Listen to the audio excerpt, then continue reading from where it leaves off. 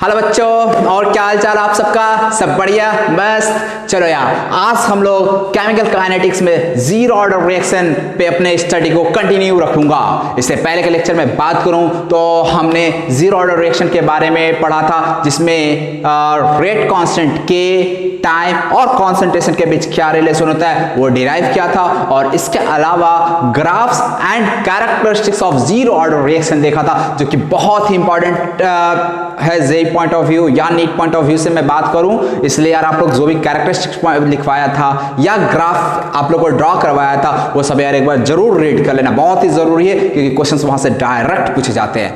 आज का लेक्चर हमारा मेनली न्यूमेरिकल बेस्ड होने वाला है। आज हम लोग जीरो ऑर्डर पे बेस्ड कुछ न्यूमेरिकल्स प्रॉब्लम करेंगे। तो न्यूमेरिकल्स प्रॉब्लम में आने से पहले यार एक क्वेश्चन में एक बच्चे को डाउट था, तो हो सकता है आप लोग को भी डाउट हो, तो इसलिए पहले मैं उस डाउट को क्लियर कर देता हूं। डाउट कुछ नया नहीं है, अपना ये क्वेश्चन था, उस क्वेश्चन से रिलेटेड डाउट है, तो मैं उस क्वेश्चन को फिर से एक बार डिस्कस कर देता हूं। ठीक, क्वेश्चन क्या था? ये प्रीवियस लेक्चर मतलब सेकंड लास्ट लेक्चर में, लेक्चर नंबर शायद 4th, ठीक है ना, उसमें ये क्वेश्चन करवाया था, आप लोग देख सकते हो। 4N2O5 it gives 2NO2 plus O2, sorry यहां पे आ जाएगा 4 और यहां पे आ जाएगा 2। ये रिएक्शन था, और यहाँ पे जो क्वेश्चंस में गिवन था कुछ चीज़ें, तो dN2O5/dt इक्वल टू गिवन था K इंटू N2O5, ये सब चीज़ गिवन था। यहाँ पे plus dNO2/dt this equal to given था K इंटू N2O5, और हर जगह पावर 1 ही था, और dO2/dt इक्वल टू, अच्छा ये K1 ये K2 और यहाँ पे K3, this equal to K3 into N2O5। Question था relation between K1, K2 and K3, ये रिलेशन फाइंड करना था। ओके, तो सबसे पहली बात, इसमें डाउट था एक रेट कांस्टेंट फॉर रिएक्शन, और ये K1, K2, K3 के बीच क्या रिलेशन होगा उसको लेकर। तो कोई बात नहीं यार, मैं क्वेश्चन को फिर से डिस्कस कर दे रहा हूँ पूरी तरह से, तो समझना यार, जिन बच्चों को नहीं समझ में आया था और जिन बच्चों को समझ में आ गया था वो वीडियो को आगे कंटिन्यू करेंगे। चलो, सबसे पहले यदि इस रिएक्शन के लिए मैं डिफरेंशियल रेट लॉ लिखूं, डिफरेंशियल रेट लॉ कहे तो यदि मैं रेट का एक्सप्रेशन लिखूं इस रिएक्शन के लिए, तो माइनस में 1/2 dN2O5/dt this equal two plus, यहाँ पे प्लस साइन आएगा, प्लस में 1/4 dNO2/dt। देखिए यार, ये स्क्वायर ब्रैकेट नहीं भी दूं तो यार वो अंडरस्टूड रहा था, तुम लोग समझ जाना। दिस इक्वल टू dO2/dt, ऐसा, यहां तक क्लियर है। अब N2O5 देखो, माइनस ऑफ dN2O5/dt का वैल्यू गिवन है K1 इंटू N2O5 का पावर 1। इसी तरह से dNO2/dt का वैल्यू गिवन है, देखो dNO2/dt का वैल्यू गिवन है K2 इंटू N2O5। तो एक काम करता हूं, सॉरी 1/2 माइनस ऑफ dN2O5/dt का वैल्यू क्या गिवन है K1 इंटू N2O5। इसी तरह से 1/4 dNO2/dt का वैल्यू क्या गिवन है K2 इंटू N2O5, और dO2/dt का वैल्यू क्या गिवन है K3 इंटू N2O5। तो यहां से कॉन्सेंट्रेशन ऑफ N2O5 हर जगह से उड़ गया, यहां पे क्या बचा K1/2, दिस इक्वल टू क्या बचा K2/4, and this equal to क्या बचा K3। ये रिलेशन हो गया। अब यहां पे K1, K2 और K3 जो था ना, ये K1, K2 और K3 ये N2O5 के रेस्पेक्ट में था, NO2 के रेस्पेक्ट में और O2 के रेस्पेक्ट में। मतलब ये रेट कांस्टेंट जो है ना वो रिएक्टेंट या प्रोडक्ट का है। ये जो K1, K2, K3 आ रहा है, ये किसका रेट कांस्टेंट है? रिएक्टेंट का या प्रोडक्ट का। अब यदि मैं इस रिएक्शन के लिए रेट लॉ एक्सप्रेशन लिखूं, रेट लॉ एक्सप्रेशन, तो रेट लॉ एक्सप्रेशन क्या हो जाएगा यार? रेट लॉ एक्सप्रेशन याद है ना, ऑर्डर के टर्म्स में लिखा जाता है। तो K इंटू जो भी रिएक्टेंट है, रेट लॉ एक्सप्रेशन में मेनली रिएक्टेंट आता है, तो K इंटू N2O5, और यहाँ पे पावर आ जाएगा 1, फर्स्ट ऑर्डर रिएक्शन होगा। देख सकते हो यहाँ से N2O5 का पावर 1 हर जगह, तो इस तरह से ये फर्स्ट ऑर्डर रिएक्शन हो गया। तो यहाँ पे मैंने रेट को लिखा पहले ये 2N2O5 4NO2 प्लस O2, ये डिफरेंशियल रेट लॉ कहलाता है, जो कि मैंने सबसे स्टार्टिंग में आप लोगों को रेट का एक्सप्रेशन लिखने सिखाया था। और एक रेट हमारा ऑर्डर के टर्म्स में ये हो जाएगा, क्लियर। यदि मैं इसको इक्वेट कर दूं K इंटू N2O5 से, तो यहां पे दिस इक्वल टू एक और आ जाएगा K। अच्छा ये वाला के जो है वो कौन सा रेट लॉ एक्सप्रेशन का के है ना, और रेट लॉ एक्सप्रेशन में जो के आता है ना वो rate constant of the reaction होता है। क्या होता है? Rate constant of the reaction होता है। मतलब यहां पे ये जो के है वो के ऑफ रिएक्शन है। यहां तक क्लियर है ना? अब यदि अब मैं केवल क्या पकड़ता हूं, रेट को जरा समझना यार तुम लोग, रेट को मैं यदि N2O5 के टर्म्स में लिखना चाहूं तो क्या लिखूंगा? dN2O5/dt, और रेट लॉ एक्सप्रेशन के अकॉर्डिंग क्या लिखूंगा? K इंटू, यहां पर देखो यार स्पेस नहीं है, N2O5/dt लिखूंगा। अरे रे रे रे, ये थोड़ा स्पेस नहीं था, तुम लोग यार थोड़ा समझना। यदि रेट को लिखो तो -1/2 dN2O5/dt this equal to K into N2O5। ये K N2O5 कहां से लिखा है? रेट लॉ एक्सप्रेशन से लिखा, तो रेट इक्वल टू इतना बना। तो यहां से dN2O5/dt, माइनस साइन इधर रहने देते हैं, this equal to 2 into K into N2O5 हो गया। अब समझना जो हम समझाना चाह रहे हैं। अब यहीं से तुम लोगों को कंफ्यूजन हुआ था, तो इसलिए अब यहां से समझ में आ जाएगा, तुम लोगों का कंफ्यूजन क्लियर हो जाएगा, इसलिए थोड़ा ध्यान से यहां पे समझना।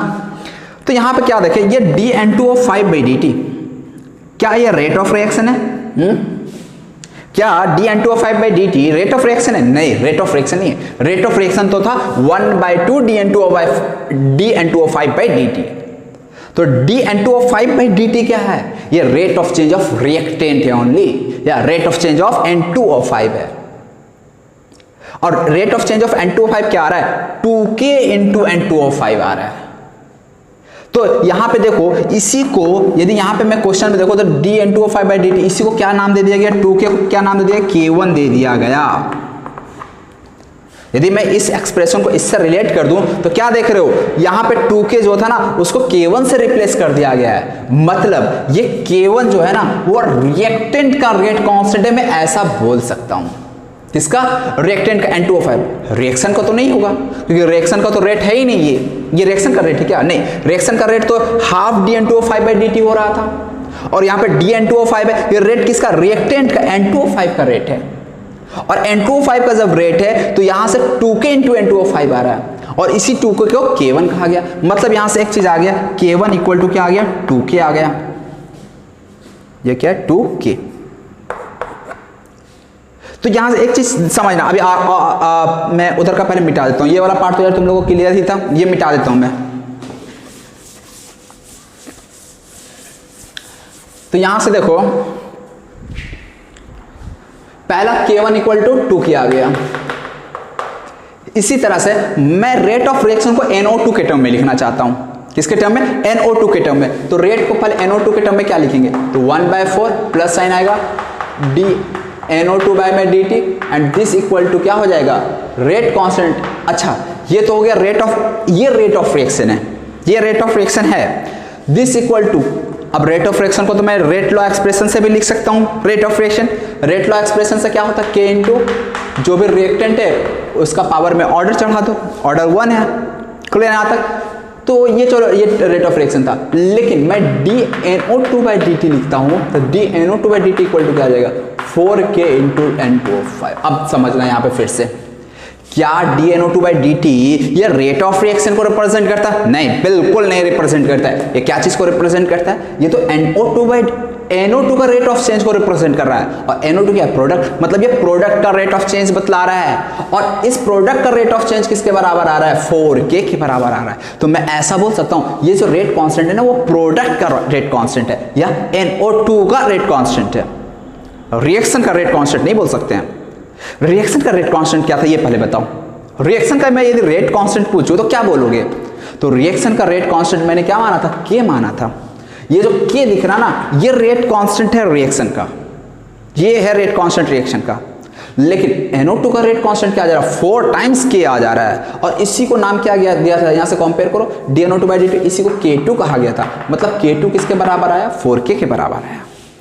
तो इस तरह से देख रहे हो, जब हम लोग रिएक्टेंट या प्रोडक्ट का रेट कांस्टेंट देख रहे हैं तो वो रेट कांस्टेंट ऑफ रिएक्शन से डिफरेंट हो रहा है। चलो यार, एक और बचा है O2, उसके टर्म्स में भी देख लेते हैं। यदि रेट को O2 के टर्म्स में लिखना हो तो लिख सकते हैं कि नहीं, बिल्कुल यार, रेट को तो हम लोग किसी के भी टर्म्स में लिख सकते हैं, O2 के टर्म्स में भी लिख सकते हैं। तो O2 के टर्म्स में क्या होगा, dO2/dt। देखिए यहाँ स्क्वायर ब्रैकेट हर जगह आएगा, मैं कहीं भी स्क्वायर ब्रैकेट कहीं लगा रहा कहीं नहीं लगा रहा, तो वो समझ जाना यार तुम लोग। दिस इक्वल, ये तो रेट ऑफ रिएक्शन है ना, यस, कोफिशिएंट 1 ही है O2 का, तो ये रेट ऑफ रिएक्शन को रिप्रेजेंट बिल्कुल कर रहा है। अब इसको मैं रेट लॉ एक्सप्रेशन से क्या लिखूंगा, अगेन यार रेट लॉ एक्सप्रेशन से तो ऑलवेज रिएक्टेंट के टर्म्स में ही रेट लॉ एक्सप्रेशन लिखा जाता है, N2O5 का पावर 1 आएगा। तो यहां से क्या देख रहे हैं, इस O2 का भी अब रेट कांस्टेंट क्या है, इसको यदि मैं यहां से कंपेयर करूं, dO2/dt का वैल्यू K3 है ना, मतलब इसको K3 कहा गया, और यहां पे K3 का वैल्यू K के एग्जैक्टली इक्वल आ रहा है ना, इक्वल। हाँ, तो यहां पे एक चीज हम लोग नोटिस की, क्या कि वो रिएक्टेंट का या प्रोडक्ट का जो रेट कांस्टेंट होता है वो रिएक्शन के रेट कांस्टेंट के सेम हो भी सकता है और नहीं भी हो सकता है। तो यहाँ रिएक्टेंट और प्रोडक्ट का रेट कांस्टेंट का मतलब समझ में आ रहा क्या है, ये जो ये K1 K2 या K3 है, इसी को रिएक्टेंट या प्रोडक्ट का रेट कांस्टेंट कहा जा रहा है। K1 रिएक्टेंट का रेट कांस्टेंट, क्यों, क्योंकि N2O5 रिएक्टेंट में था, NO2 और O2 प्रोडक्ट में, तो ये प्रोडक्ट का रेट कांस्टेंट कह देंगे। और K1 K2 K3 का जो value in terms of rate constant of reaction बात करें तो वो क्या आ रहा है, K1 = 2K आ रहा है, यहाँ से K2 = 4K आया, यहाँ से K3 = K आ गया। यदि थोड़ा सा इस K के एक्सप्रेशन पे हम ध्यान दें तो हमें पता चलेगा जो K1 का वैल्यू है ना, K1 का वैल्यू N2O5 के रेस्पेक्ट में K1 है ना, वो क्या हो जा रहा है, रिएक्शन का rate constant K multiplied by its stoichiometric coefficient. देखो N2O5 का रेट कांस्टेंट K1 है ना, K1 = क्या आएगा, 2 टाइम्स रिएक्शन का रेट कांस्टेंट, और रिएक्शन का रेट कांस्टेंट क्या माना था, K, मतलब K1 = 2K आ जा रहा है।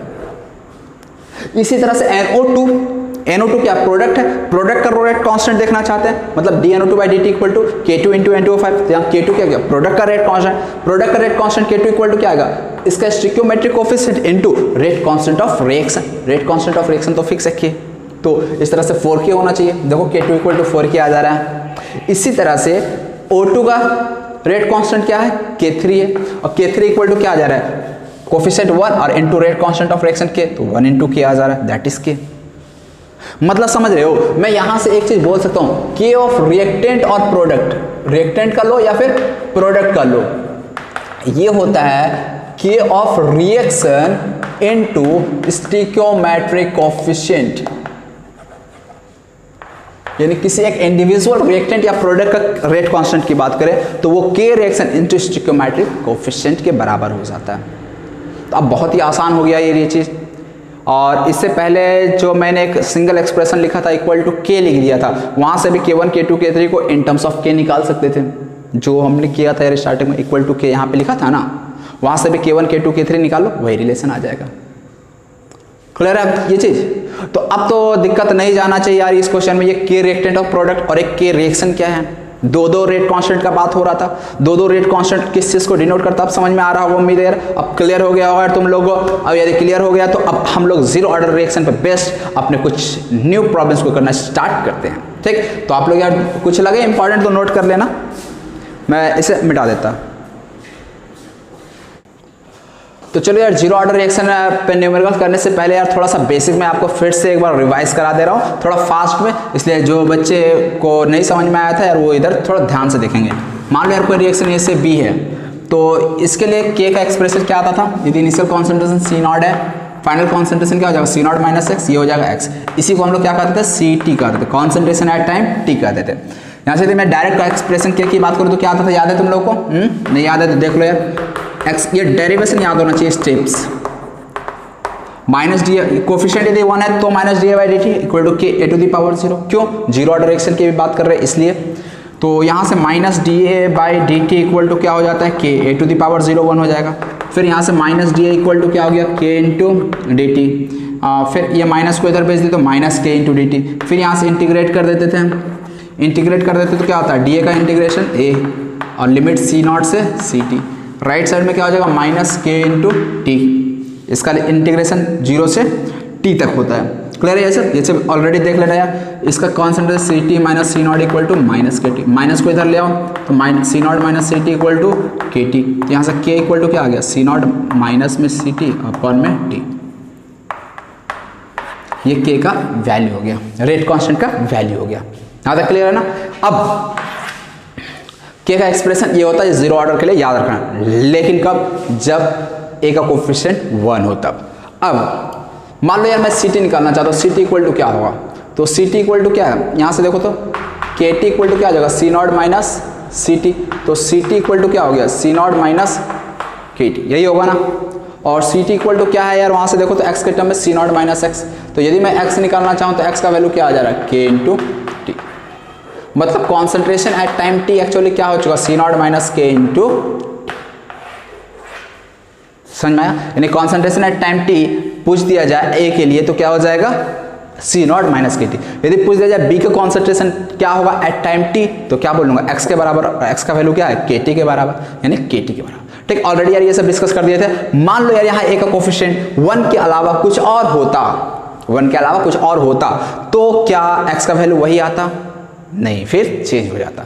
यदि x का वैल्यू चेंज हो जाएगा तो concentration of a time T change हो जाएगा। ठीक, तो चलो यार अब हम लोग कुछ क्वेश्चंस करते हैं। सबसे पहले तो यार हम एक क्वेश्चन यहाँ लिख देते हैं, आप लोगों को वीडियो पॉज करके खुद से क्वेश्चन सॉल्व करना है। ठीक, तो चलो यार आप लोग कुछ इंपॉर्टेंट लगे तो नोट कर लेना यहाँ पे। चलिए क्वेश्चन ये है, ये ऑलरेडी यार क्वेश्चन जेईई में 2010 में आ चुका है, तो कोशिश करना है, क्वेश्चन बहुत ही इजी है, उम्मीद है यार तुम लोग से बन जाएगा इतना कॉन्सेप्ट देने के बाद। सवाल पहले मैं रेड कर देता हूँ, उसके बाद क्वेश्चन स्टार्ट करना है। Okay, the time for half life period of a certain reaction, a gives product, कोई एक रिएक्शन ए से प्रोडक्ट जा रहा है, और time for half life period, यानी कहने का मतलब हाफ लाइफ दिया हुआ है 1 आवर दिया half life. When the initial concentration of A is 2 mole per litre, यानी concentration of A, initial concentration A का दिया है 2 mole per litre, how much time does it take for its concentration to come from 0.50 to 0.25 mole per litre. मतलब बताना है आपको कि कितना समय लगेगा किस कॉन्सेंट्रेशन को 0.50 से 0.25 आने में, if it is a zero order reaction, order of reaction zero दिया हुआ है, आपको बताना है कि 0.50 से 0.25 कॉन्सेंट्रेशन आने में, रिएक्टेंट का कॉन्सेंट्रेशन 0.50 से 0.25 आने में कितना समय लगेगा, दैट्स इट। चलो यार स्टार्ट हो जाए तुम लोग यार, उम्मीद है तुम लोग में मोस्टली बच्चे बना ही दोगे, मैं बताता हूँ इधर, जिनसे नहीं बनता है वो देखिए इधर।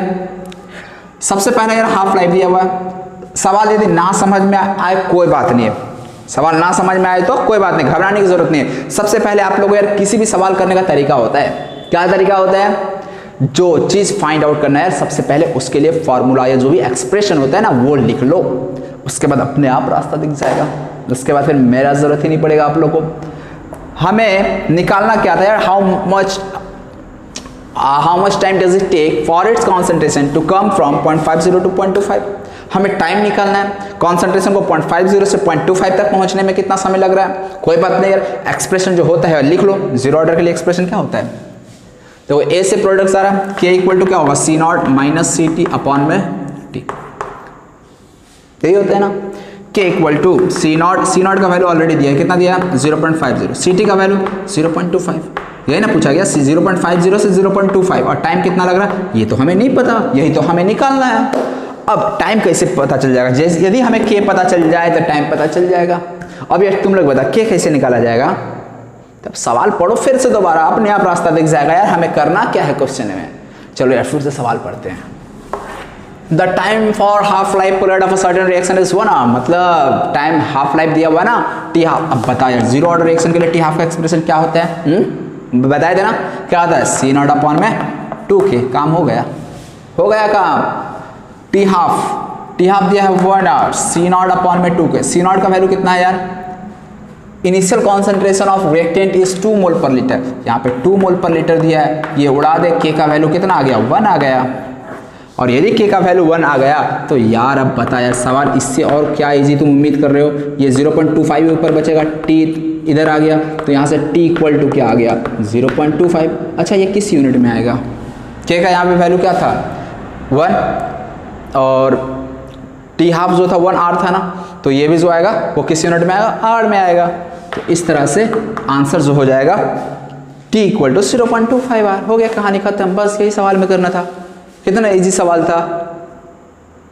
तो इसलिए बोले था ना, बस यार आप लोगों को फार्मूला और कुछ स्टेप्स, इंपॉर्टेंट स्टेप्स याद रखना, उसके बाद यार सवाल बहुत आसानी से बन जाता है।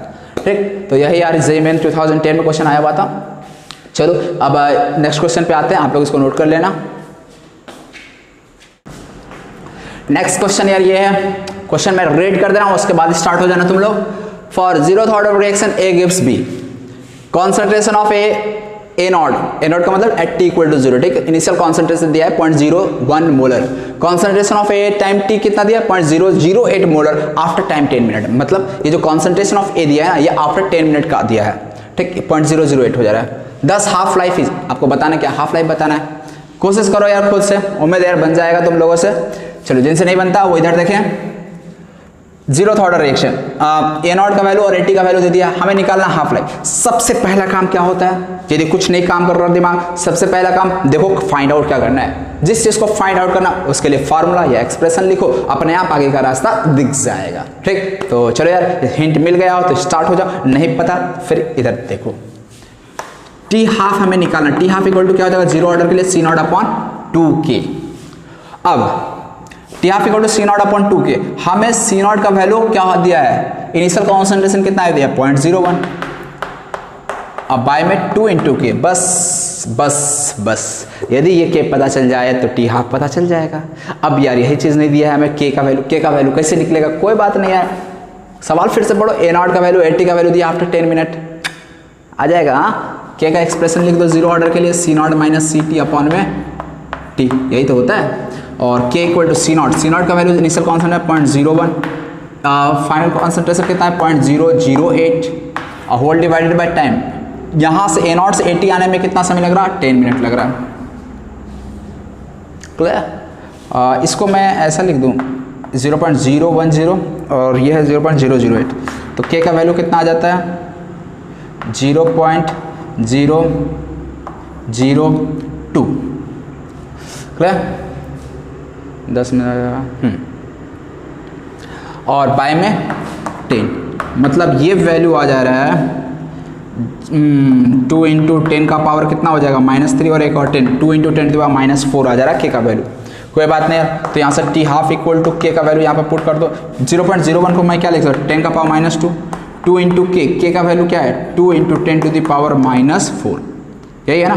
तो इस तरह से यार 1/2 टू जा 4 और ये -4 को ऊपर भेज दो तो ये 10 का पावर 2 बच जाएगा, मतलब ये 100/4 हो चुका है और 100/4 का वैल्यू कितना हो जाएगा 25। इसका मतलब टी हाफ का वैल्यू कितना हो जाएगा 25 मिनट। ऑप्शन कौन सा सही हो गया, ऑप्शन। समझ में आ रहा, कोई दिक्कत तो नहीं ना।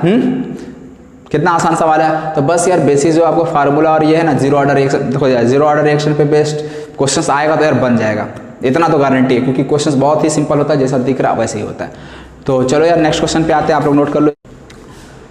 नेक्स्ट क्वेश्चन यार ये है, क्वेश्चन मैं रीड कर देता हूँ। A certain zero order reaction has K equal to 0.025 molar second inverse.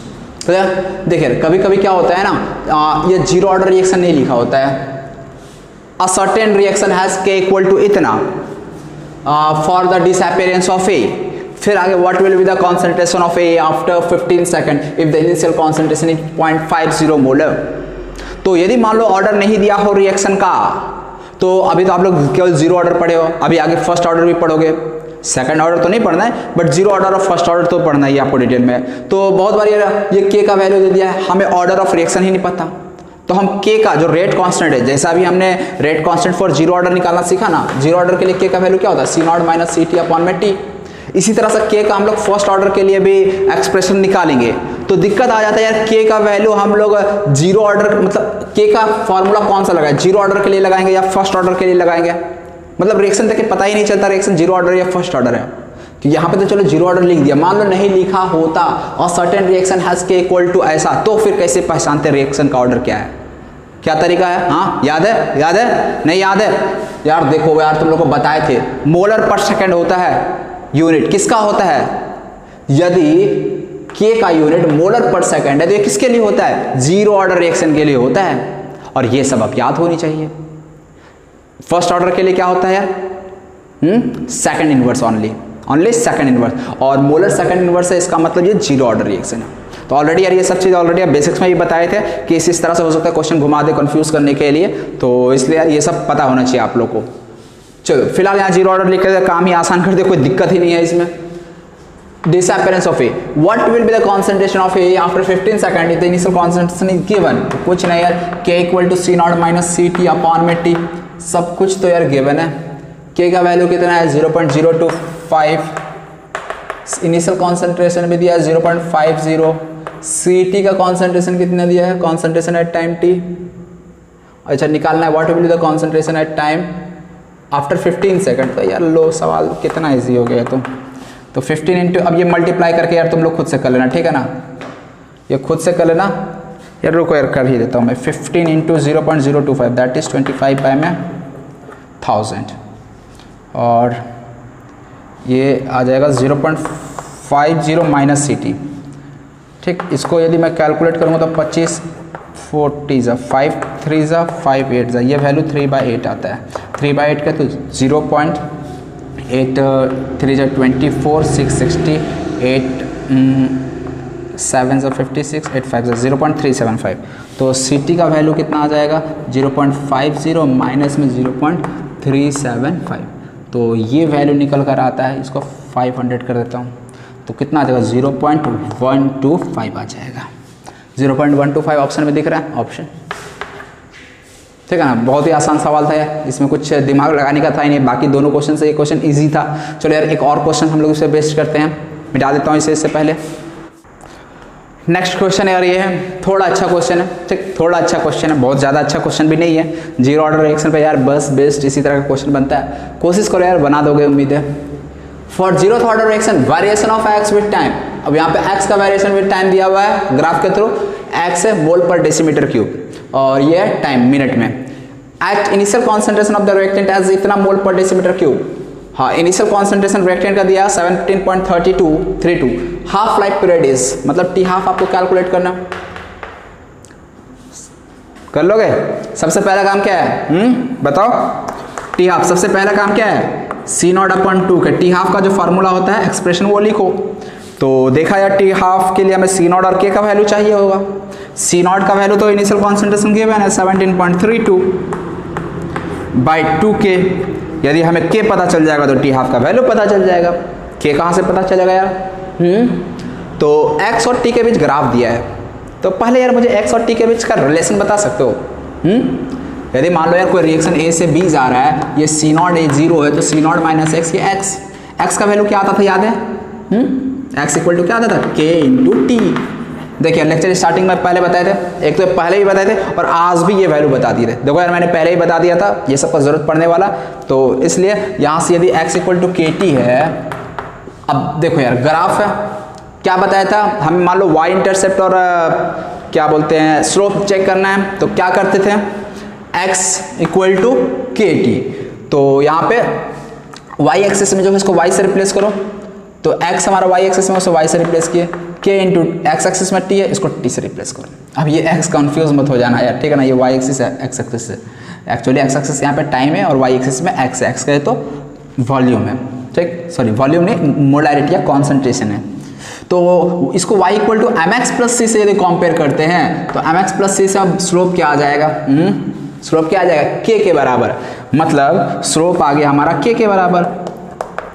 और स्लोप क्या होता है tan थीटा ही होता है ना।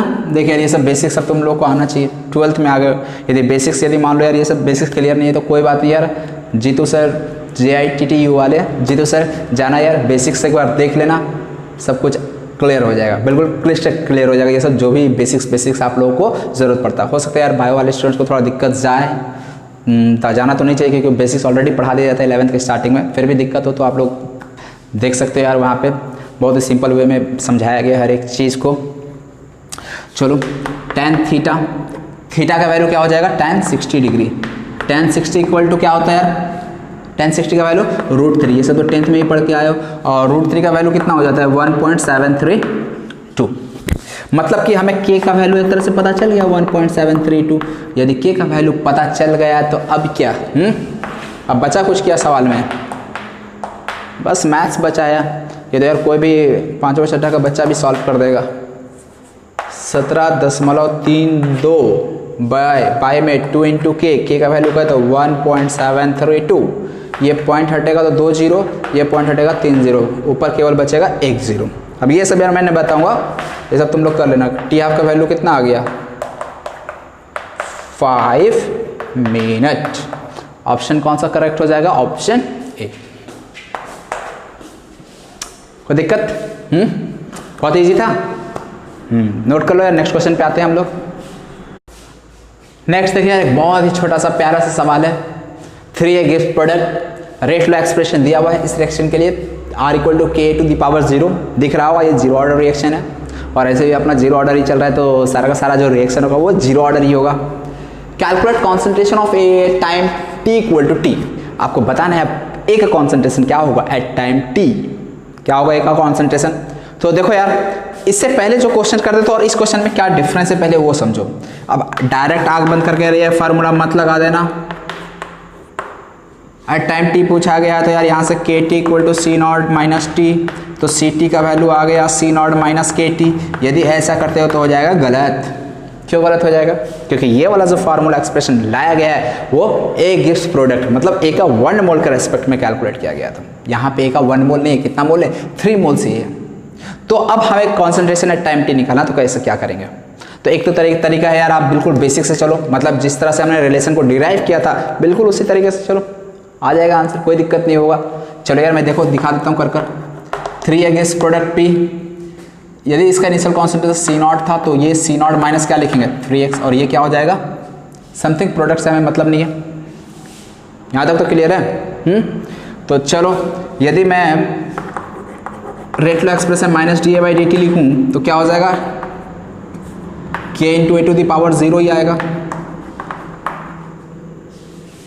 अच्छा यहाँ पे माइनस में 1/3 भी आएगा ना, 1/3 रेट क्या होगा, रेट इक्वल टू, यदि रेट लिखो इन टर्म्स ऑफ ए लिखे रेट को तो रेट इक्वल टू क्या हो जाएगा -1/3 D A by D T, और this equal to rate law expression से यदि रेट देखूँ तो क्या आ रहा है k to the power 0। No problem यहाँ तक। आगे यार तुम लोग जानते हो यहाँ से minus of d A by D t equal to क्या हो जाएगा, 3 को उधर भेज दो 3k हो जाएगा, माइनस साइन को इधर भेज दो तो -3k हो जाएगा, और फिर डी ए का d a equal to -3k into d t. Integrate कर दो यार दोनों साइड, के कांस्टेंट है तो कांस्टेंट को इंटीग्रेशन साइड से बाहर ले आते हैं, ऑलरेडी यार बता दिए थे।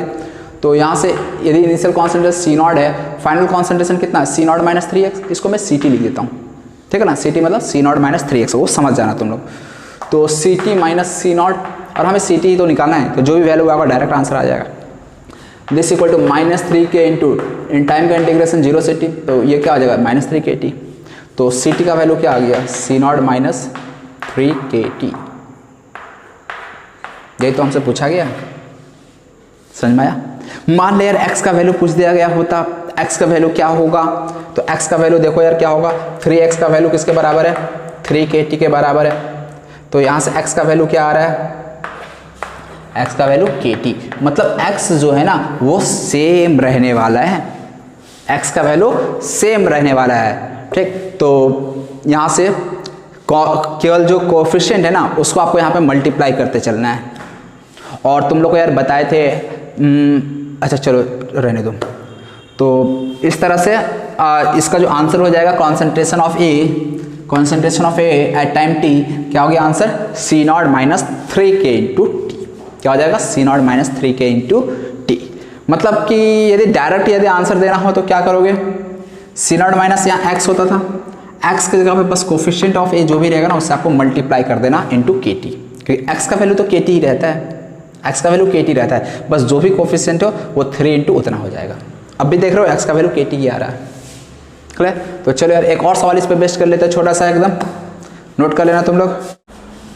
नेक्स्ट क्वेश्चन देखो यार, अगेन यहाँ पे देखो यार जो भी क्वेश्चन है अब ए का कोफिशिएंट 1 के इक्वल नहीं है, ए का कोफिशिएंट को चेंज कर दिया गया। यदि ए का कोफिशिएंट 1 आता तो यार सवाल बहुत इजी हो जाता, टी हाफ निकालने को बोला गया सी नॉट बाई 2k कर देते, आंसर खत्म वहीं पे हो जाता, ठीक। लेकिन अब कोफिशिएंट चेंज कर दिया गया तो अब थोड़ा सा तुम लोग को कॉन्सेप्ट का जरूरत पड़ेगा, ठीक है ना। जो बेसिक्स कॉन्सेप्ट मैंने दिया था ना उसका जरूरत पड़ेगा। तो एक तो तरीका है यार इस सवाल को बेसिक्स कॉन्सेप्ट से करने के लिए, बेसिक कॉन्सेप्ट से बिल्कुल स्टार्ट करने का। तो चलो यार मैं पहले उसी तरीके से बता देता हूँ। मान लो यार 5/2a गिव्स p है, तो यहाँ से यदि कॉन्सेंट्रेशन सी नॉट था ये 0 था, ये सी नॉट माइनस 5/2x और यहाँ पे समथिंग जो भी x हो जाए यदि 1p है तो।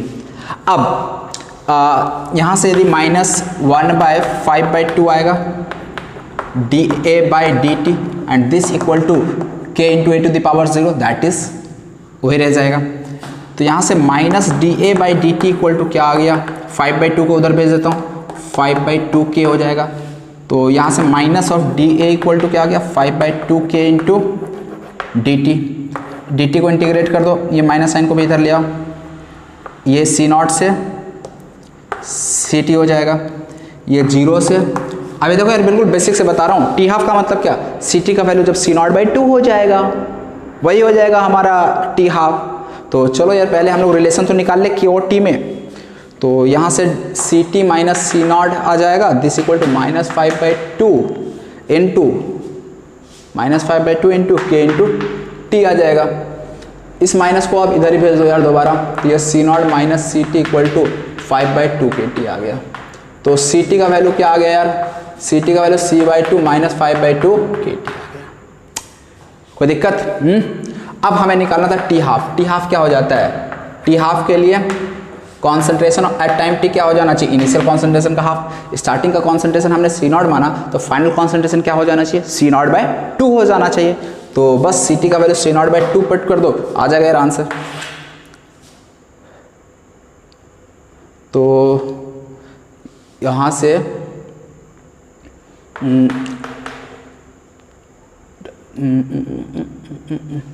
CT इक्वल टू C0/2 ना, ये अब यदि मैं ये वाला पुट करता हूँ इस CT के जगह पे, ध्यान देना यार तुम लोग, CT की जगह पे यदि मैं C0/2 पुट करता हूँ तो देखो यार हमारा क्या बना, C0/2 this equal to C0 minus 5/2K into यहाँ पे T जो होगा वो T हाफ हो जाएगा। बस यही चेंजेस आ जाएगा। और अब यार कैलकुलेशन करना है, तो 5/2K into T half this equal to C0 minus C0/2, और ये C0 माइनस C0/2 कितना बचेगा, C0/2 बचेगा। तो ये 5/2 into K into T half.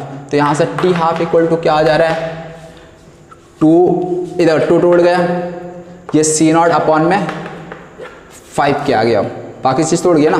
तो T हाफ का वैल्यू जो आ रहा है वो C0/5K आ जाएगा, और कोई चेंजेस नहीं। तो यही हो जाएगा फाइनल आंसर टी हाफ का। समझ में आ रहा है? क्वेश्चन देख रहे हो इसमें यार, देखो हार्ड बस क्या है, जिन बच्चों को यार ये मतलब जो बेसिक्स जो है, जो मैं डेरिवेशन बताया था यार, डिराइव किस तरह से किया था, वो नहीं आता तो यार उनके लिए क्वेश्चन हार्ड है।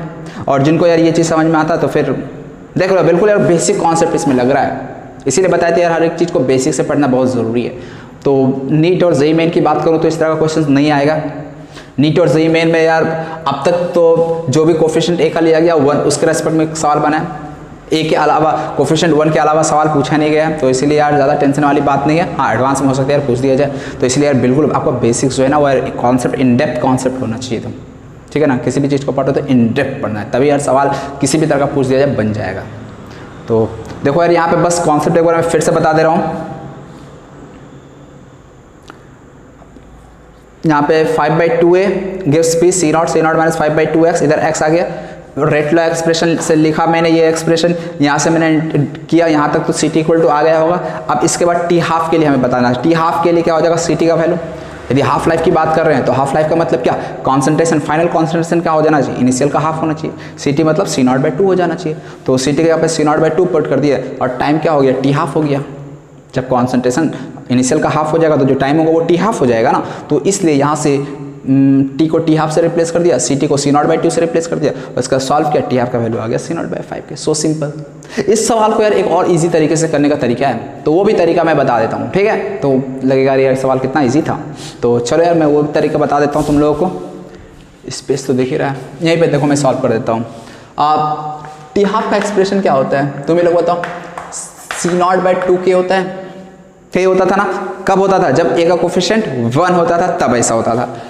तो अब देखो यार हमें हाफ लाइफ निकालना है, किसके लिए, ए के लिए निकालना है। तो आप क्या करो, यहाँ पे के जो है ना, अब रिएक्शन का के मत पुट करो, ये देखो के जो है वो रिएक्शन का के है, क्लियर। तो अभी हम लोग क्या करेंगे, ए का हाफ लाइफ निकालना है, तो यहाँ पे के ऑफ ए ले लो, मतलब रेट कांस्टेंट रिएक्टेंट का ले लो। अब यदि रिएक्टेंट का कॉन्सेंट्रेशन ले रहे हैं, सॉरी रिएक्टेंट का यदि रेट कांस्टेंट ले रहे हैं तो उसको रिएक्शन के टर्म में कैसे एक्सप्रेस करेंगे, बताया था ना आज लेक्चर के स्टार्टिंग में ही बताया था मैं। क्या होता है यार देखो, के यदि रिएक्टेंट या प्रोडक्ट के लिए मैं बात करूं तो ये के रिएक्शन का इनटू स्टोइकियोमेट्रिक कोफिशिएंट के बराबर हो जाता है। मतलब सी नॉट बाई 2 इंटू के ए, के क्या हो जाएगा, के रिएक्शन का रेट कांस्टेंट क्या हो जाएगा। तो देखो यार, रिएक्शन का रेट कांस्टेंट मतलब रेट लॉ एक्सप्रेशन में जो रेट कांस्टेंट है ना, उसको हम लोग कहते हैं रिएक्शन का रेट कांस्टेंट। तो रेट लॉ एक्सप्रेशन में के है, तो यहाँ पे के लिखो इंटू स्टिक्योमेट्रिक कोफिशिएंट। स्टिक्योमेट्रिक कोफिशिएंट ए का देखो क्या है 5/2, तो 5/2 लिखो। ये 2 उड़ गया, क्या बच गया सी नॉट अपॉन में 5 के। तो हो गया t half equal to C not by 5 k. देखिए यार एक लाइन में आ गया ना। तो यार इस तरह से भी कर सकते हो, जो आपको आसान, ये तो आसान लगेगा नहीं, वो आसान है तो उस तरह से आप लोग क्वेश्चन कर सकते हो। बस जिसका हाफ लाइफ पूछा गया वहाँ पे आप उसका रेट कांस्टेंट पुट करोगे, फिर उसको रिएक्शन के टर्म में, रिएक्शन के रेट कांस्टेंट के टर्म में एक्सप्रेस करके फाइनल आंसर लिखोगे। क्लियर? चलो यार नोट कर लो, एक सवाल और इस पे बेस हम लोग कर लेते हैं। चलो यार एक और सवाल है, अभी जो सवाल चल रहा है उसी टाइप का देख सकते हो, बस यहाँ पे डिफरेंस का ए के साथ अब बी भी आ गया है, ठीक है ना। मतलब दो रिएक्टेंट आ गए। इस तरह का सवाल मेनली यार पूछा जाएगा तो एडवांस में पूछा जाएगा, ठीक, बहुत ज़्यादा चांस है। जेईई मेन और नीट में तो बिल्कुल चांस बहुत कम है, तो इसलिए यार जिनका कॉन्सेंट्रेशन अभी नीट पे और जेईई मेन पे है तो वो इग्नोर कर सकते हैं, एडवांस वाले इग्नोर नहीं करेंगे, हो सकता है पूछ दिया जाए।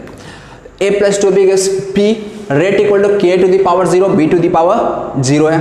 अब calculate concentration of a and b after time t as well as t half of a and b। देखो पहला concentration of a and b निकालना है, तो सबसे पहले यार रिएक्शन देखो मैं लिखता हूँ, वीडियो पॉज करिए खुद से सॉल्व करना। और ये सवाल उम्मीद है अब तो बन जाना चाहिए, अब बन जाना चाहिए, यदि लास्ट का 2 सवाल आप लोगों को समझ में आ गया हो तो। a + 2b gives b, यदि इसका स्टार्टिंग का कॉन्सेंट्रेशन a था, इसका b था, तो आफ्टर टाइम t क्या लिखूंगा यार मैं एक्सप्रेशन a - x और इसको b - 2x, ये जो भी आए इससे हमें कोई मतलब नहीं है। क्लियर? अब a - x और b - 2x या a - x, अच्छा एक चीज़ है ना, पता है ना x का वैल्यू क्या आता है जब मैं वहाँ से डिराइव करता हूँ, x का वैल्यू याद है ना क्या आता है, x का वैल्यू kt आता है। यदि x का वैल्यू kt आता है तो कॉन्सेंट्रेशन ऑफ a क्या हो जाएगा at time t, a - kt। b का कॉन्सेंट्रेशन क्या हो जाएगा एट टाइम t, तो b - 2x और x का वैल्यू क्या आता है kt। अब बताने की ज़रूरत है, kt कैसे आता है यार ऑलरेडी बता चुके हैं ना। हाँ अब यार मत सोचने यहाँ तो a और 2b आ गया दोनों, कोई बात नहीं यार, किसी भी एक के टर्म्स में निकाल लो तुम x का वैल्यू, a के टर्म में भी x का वैल्यू निकालोगे या b के टर्म में भी x का वैल्यू निकालोगे, सेम आएगा x का वैल्यू। कैसे यार, मैं देखो जस्ट हिंट कर दे रहा हूँ। जैसे मान लो a के टर्म में मैं लिखना चाहता हूँ रेट लॉ का एक्सप्रेशन, -dA/dt इक्वल टू क्या बनेगा k × a to the power 0, that is. यदि b के टर्म्स में लिखना चाहूँ तो b के टर्म में क्या हो जाएगा -dB/dt, और यहाँ पे माइनस में 1/2 × dB/dt equal to k। x का वैल्यू यार वही आएगा, सेम आएगा, डिफरेंट नहीं आने वाला। तुम लोग दोनों से करके देख लेना, मैं डायरेक्ट यार यहाँ पे आंसर लिख दिया। Concentration of a at time t इतना, concentration of b at time t इतना, तो concentration of a and b after time t पता चल गया। नेक्स्ट पार्ट क्या क्वेश्चन का, t half of a and b, t half. तो अभी जो तरीका बताया ना शॉर्टकट तरीका यार, उससे जाओ तुरंत आंसर आएगा यार, झट से आंसर आएगा। t half of a, t half of a क्या हो जाएगा C0/2 × KA, और यहाँ पे 2 × KA, a का t हाफ निकालना, तो यहाँ पे रेट कांस्टेंट a का रख दो, और रेट कांस्टेंट यदि a का है तो उसको रिएक्शन के रेट कांस्टेंट के टर्म में एक्सप्रेस कैसे करते हैं, तो रिएक्शन का रेट कांस्टेंट k × उसके स्टिक्योमेट्रिक कोफिशिएंट, a का स्टिक्योमेट्रिक कोफिशिएंट 1 ही है, तो ये हो गया C0/2K। क्लियर? कितना इजी हो गया। t हाफ यदि b का निकालना हो तो t हाफ ऑफ b, तो C0/2K × b आ जाएगा, तो C0/2 × KB, KB क्या हो जाएगा रिएक्शन का rate constant into stoichiometric coefficient, that is 2, तो ये आ गया C0/4K। तो t half of a, t half of b, तो फर्स्ट पार्ट हो गया कंप्लीट। सेकंड पार्ट क्या, what should be the condition on a and b such that half life of a and b are equal. यानी अब a और b, मतलब ये जो मोल्स लिया जा रहा है a और b का, तो a और b में क्या कंडीशन होना चाहिए, मतलब a और b के बीच रिलेशन क्या होना चाहिए जिससे कि half life of a and b are equal हो जाए। Half life of a and b का इक्वल का मतलब समझ रहे हो ना, यानी a को हाफ होने में जो समय लग रहा उतना ही b को भी हाफ होने में समय लगे, यही बोला गया। मतलब ये शॉर्ट में t half of a equal to t half of b बोला गया है, बस सवाल यही है, सवाल यही है। अब t हाफ ऑफ a क्या हो जाएगा तुम लोग बता दो, t half of a, t half of a कितना हो जाएगा, तो ऑलरेडी निकाले हुए C0/2K। हाँ ठीक है।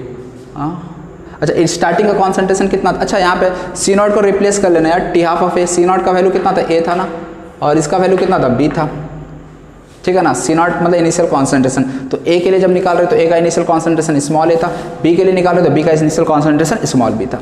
यहाँ पे A/2 किया जाएगा और यहाँ पे B/4 किया जाएगा। इस तरह से ये उड़ गया 2 जा, यानी A बराबर क्या आ गया B/2, मतलब A/B क्या आ गया 1/2, 1/2 मतलब समझ रहे हो B बराबर 2A आ रहा है। यानी A का यदि 1 मोल लेते हो तो B का कितना मोल लेना होगा 2 मोल, यदि A का 2 मोल लेते हो तो B का 4 मोल, मतलब B का जस्ट आपको डबल मोल लेना है A का। और देख भी सकते हो यहां से, मतलब ये कि यदि कभी आपको हाफ लाइफ सेम रखना है, A और B का हाफ लाइफ सेम रखना है, तो ऐसे में इसका नंबर ऑफ मोल्स और इसका नंबर ऑफ मोल्स इसी स्टिक्योमेट्रिक कोफिशिएंट के रेशियो में होना मस्ट है। अदरवाइज इसका हाफ लाइफ कुछ और आएगा, इसका कुछ और हाफ लाइफ आ जाएगा। यदि हाफ लाइफ दोनों को सेम रखना है तो ऐसे में इसका जो मोल्स लेना होगा A और B वो इसी कोफिशिएंट के रेशियो में लेना पड़ेगा। 1 और 2 है ना, तो 1:2 में लोगे तो अपने आप जो टी हाफ आएगा A एंड B का सेम होगा। और तभी हम लोग टी हाफ ऑफ रिएक्शन को डिफाइन भी करते हैं। मान लो A का टी हाफ कुछ और आ रहा है, B का हाफ लाइफ कुछ और आ रहा है, तो ऐसे में रिएक्शन का हाफ लाइफ की हम बात ही नहीं करते हैं। रिएक्शन का हाफ लाइफ का तब बात करेंगे जब A का B का दोनों कॉन्सेंट्रेशन सेम टाइम में हाफ हो रहा हो। A का भी मान लो आधा घंटा समय लग रहा है हाफ होने में, B को भी आधा घंटा समय लग रहा है, तो हम रिएक्शन का बोलेंगे कि हाफ लाइफ 30 मिनट है। मान लो A का कुछ और B का कुछ और हाफ लाइफ आ रहा है, रिएक्शन के लिए हम क्या बात करें, कुछ नहीं बात करेंगे, सब हौच पौच हो चुका होगा, समझ रहे हो। तो इसीलिए टी हाफ के लिए ज़रूरी है A और B सेम हो, सॉरी किस रेशियो में, इसको स्टिक्योमेट्रिक कोफिशिएंट के रेशियो में हो, तभी हमारा हाफ लाइफ रिएक्टेंट का सेम होगा और रिएक्शन का हाफ लाइफ भी तभी डिफाइन होगा। तो नोट करके इसको लिखना हो तो लिख लेना कि half life of reaction is defined only when half life of each reactants are equal. और फिर half life of each reactant equal कब होता है, when moles of A and B taken are in their stoichiometric coefficient, यानी A और B का जो number of moles लिया जा रहा है वो इसी के स्टिक्योमेट्रिक कोफिशिएंट के रेशियो में होना चाहिए। यानी मान लो यहाँ पे 1 और यहाँ पे 3 होता तो फिर ये भी 1 और 3 मोल्स के रेशियो में होना चाहिए। ये 1 मोल ले रहे तो ये 3 मोल, ये 2 मोल ले रहे तो ये 6 मोल लो जाकर, ताकि रेशियो 1:2 जो भी 2 1:3 जो भी है सेम रहना चाहिए। ठीक, तो ऐसे केस में half life of reaction defined रहेगा। ठीक, तो यही सब यार केमिकल जीरो ऑर्डर रिएक्शन पे बेस्ट कुछ न्यूमेरिकल्स प्रॉब्लम थे, बहुत सारे यार प्रॉब्लम्स कर लिया। इसके बाद यार जीरो ऑर्डर से क्वेश्चन से कहीं से भी तुम उठाते हो तो गारंटी है कि यार बनेगा ही बनेगा। ठीक, कि मेरा गारंटी का सवाल तुमसे बनेगा। ठीक, तो ऑलरेडी यार बहुत सारा सवाल कर ली। अब हम लोग नेक्स्ट क्लास में फर्स्ट ऑर्डर रिएक्शन स्टार्ट करेंगे। तो अभी के लिए यार वीडियो को यहीं समाप्त करते हैं। वीडियो देखने के लिए बहुत बहुत thanks and bye bye, have a nice day.